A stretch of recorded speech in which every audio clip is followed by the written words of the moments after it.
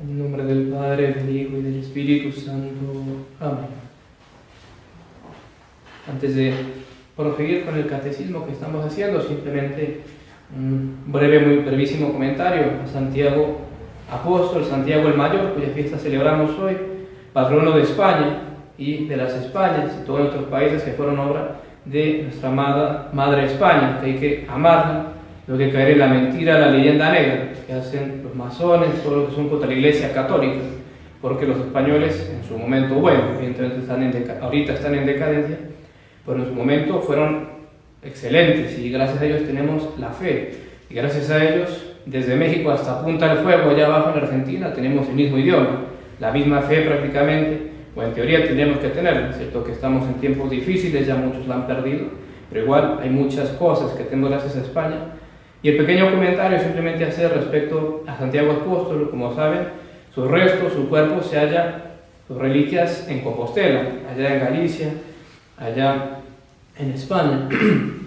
Simplemente decir que por supuesto que están allí. ¿Por qué lo decimos? Porque, por desgracia, en todo este movimiento de modernismo que hay, no ha faltado quien ya, digamos, hace tiempo, estamos hablando antes del Concilio Vaticano II, que tenían todos los cambios, no faltaban ya quien quería negar esa tradición que tenemos de siglos atrás.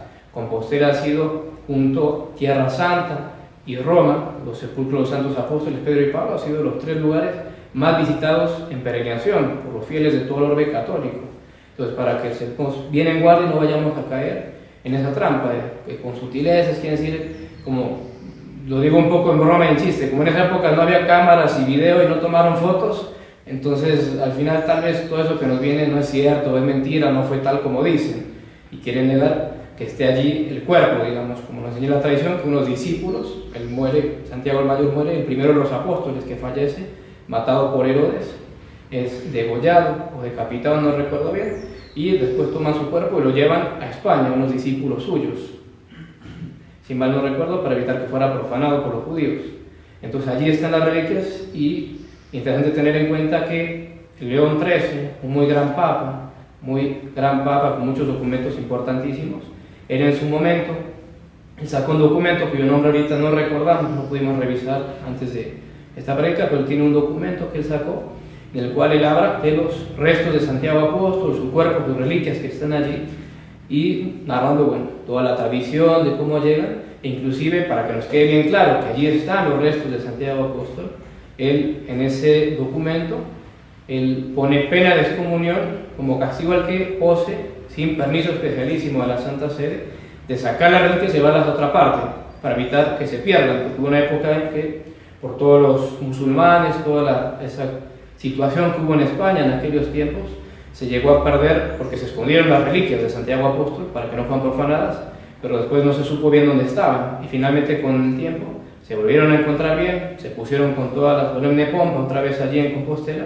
y para evitar que pueda volver a ocurrir algo así, que uno después lo mueva y no se sabe dónde quedó, León XIII, el gran papa, puso una pena de excomunión, porque vemos que evidentemente que allí está el cuerpo de Santiago Apóstol, si no este gran papa no andaría poniendo esa excomunión y haciendo todo ese documento en el que narra esto.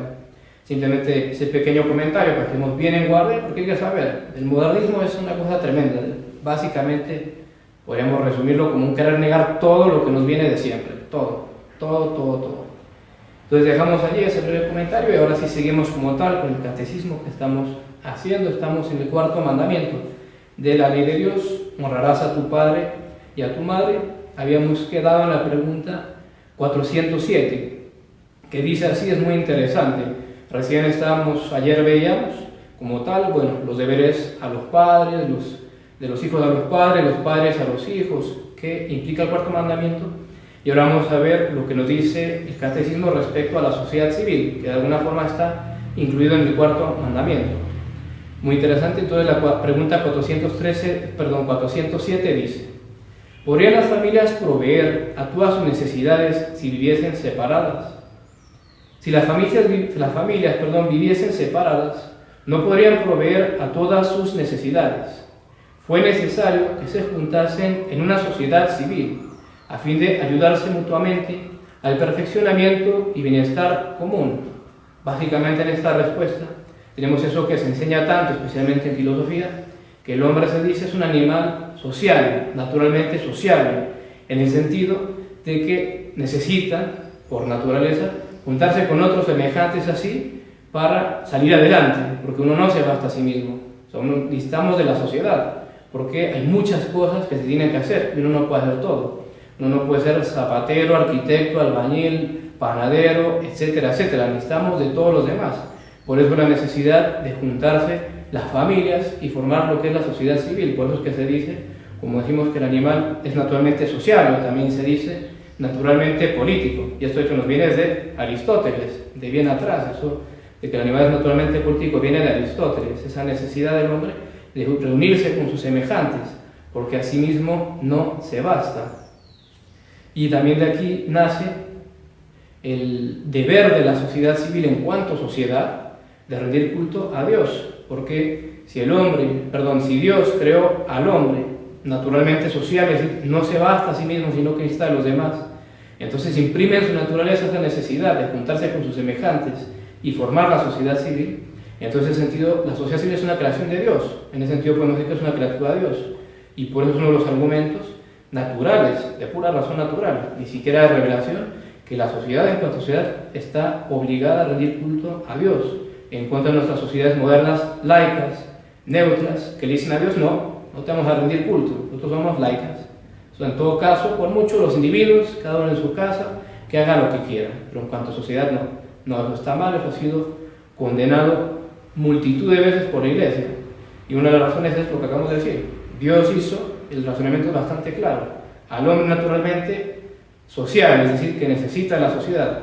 Entonces, al hacer eso Dios en la naturaleza humana, Él allí implícitamente está creando las sociedades, porque Él las prevé en eso que pone en el hombre. Y por tanto la sociedad tiene que ver de adorar a Dios, es un deber. Pasemos a la siguiente pregunta, que sigue un poco en las mismas ideas, la 408. Pregunto ahora más explícitamente el catecismo, ¿qué es sociedad civil?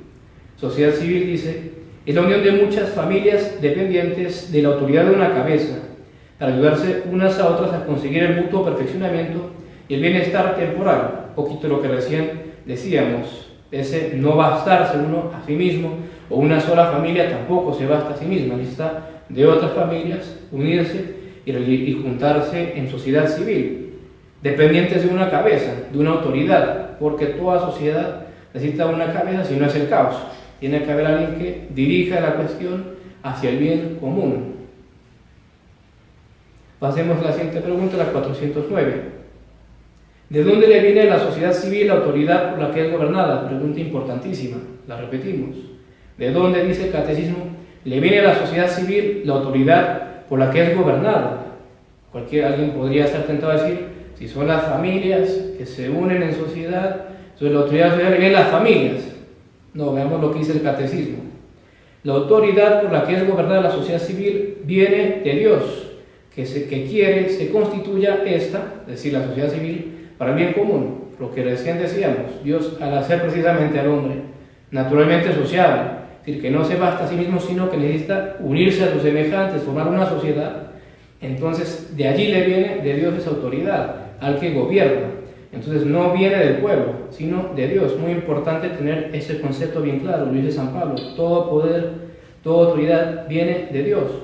Por lo cual vemos que la soberanía popular que tanto nos machaca el mundo muerto, que el poder del pueblo puede ser el pueblo, es un error. Y de hecho ha sido condenado por la Iglesia. Es una herejía, si vamos al caso. La autoridad viene de Dios.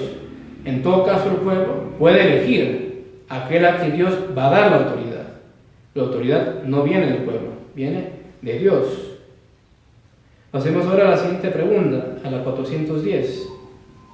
¿Hay obligación de respetar y obedecer a la autoridad que gobierna la sociedad civil?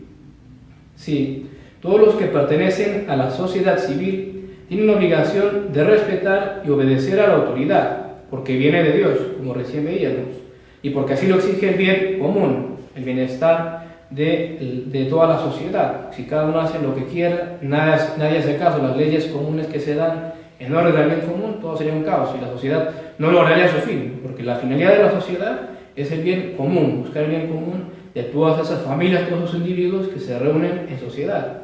Sin embargo, está muy importante la siguiente pregunta, la 411, que dice así: ¿Se han de respetar todas las leyes que imponga la autoridad civil?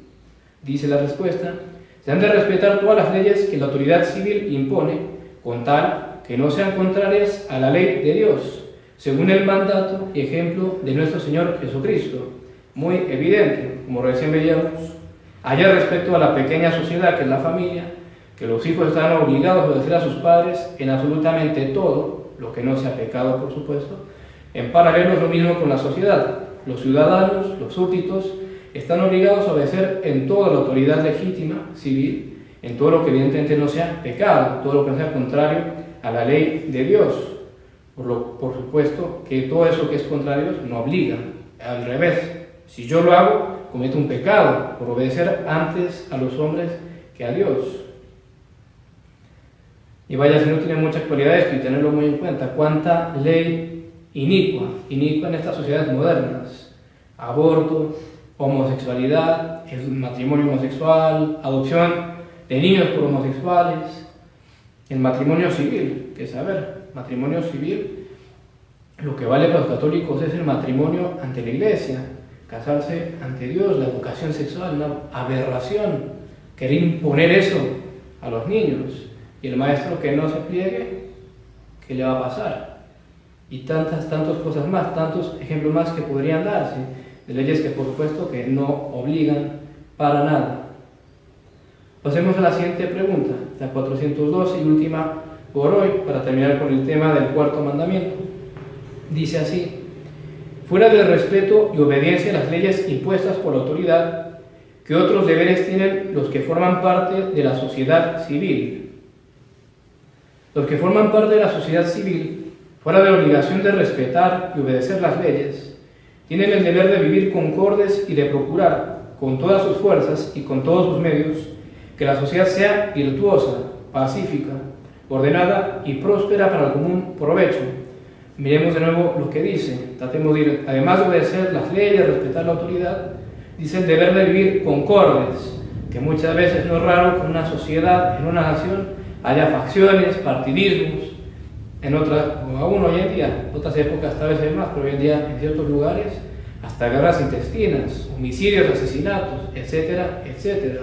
Evidentemente que los ciudadanos, los que conforman esa sociedad civil, tienen que hacer un esfuerzo a lo más posible de vivir concordes, porque si no la paz social, el bien común se ve gravísimamente perturbado. Procurar, dice también, con todas sus fuerzas y todos sus medios, que la sociedad sea, y vean lo primero que dice el catecismo, virtuosa. Procurar que la sociedad sea virtuosa. Realmente uno diría, ¿qué nación hoy en día, en cuál nación se busca esto? Se busca, sí, que haya más economía, más dinero, más lo que quieran, pero ¿en qué sociedad alguien se preocupa hoy que haya virtud y que eso sea lo principal? Sí, de inculcar a los ciudadanos, particularmente a los jóvenes, en la educación, la virtud, el amor a la virtud, el odio al pecado, todo lo contrario. Como así decíamos, en nuestras sociedades tenemos impulsado por el mismo Estado, que eso es lo más grave del pecado, tantas cosas malas. El aborto, que recién decíamos, propiciado por el mismo Estado y gratis encima. La lujuria, la educación sexual, todo ese, el Estado facilitar todas esas cosas, anticonceptivos a la sociedad. Las drogas, acá en Colombia, la dosis personal permitida, bajo el absurdo y falsísimo sofisma de el libre desarrollo de la propia personalidad. Parece una broma. Vayan a ver a los indigentes metidos en la droga, a ver su lindo libre desarrollo de la personalidad, vueltos nada. Da pena verlos, ¿no? Dice lo que hacen esas sustancias, y vaya la excusa, parece que se burlan de nosotros. Libre desarrollo de la personalidad, lindo desarrollo de la personalidad. El alcohol, la homosexualidad, como decíamos, tanta cosa mala, propiciada por el mismo Estado e inculcado a los jóvenes. O sea, ¿qué Estado se preocupa? ¿En qué nación se preocupa la gente de que sea virtuosa esa nación? Que haya virtud. Realmente un tema que da mucho a pensar. Procurar que sea pacífica, dice también, los ciudadanos, un poco con lo que decíamos de vivir concordes, evitar las guerras intestinas. bueno, y en definitiva, ordenada y próspera para el común provecho, buscar el provecho de todos. Si alguien en una sociedad está en un puesto de poder, un puesto de influjo, evidentemente comete un pecado gravísimo. Si en vez de, con todos sus medios posibles, buscar ese bien común, ese común provecho, más bien busca cómo beneficiarse a sí mismo, que por desgracia no hay sociedad que no esté infestada de ese tipo de gente hoy en día, los que buscan por sí mismos no más. Si evidentemente esa persona obra así no por el bien común, peca gravísimamente porque el Estado está para buscar el bien común, el común provecho de todos. Dejamos pues allí por hoy. En todo caso, la semana que sigue comenzaremos a ver el quinto mandamiento, también muy interesante y de mucha actualidad. Ave María Purísima. Sin pecado concebida María Santísima. En nombre del Padre, del Hijo y del Espíritu Santo.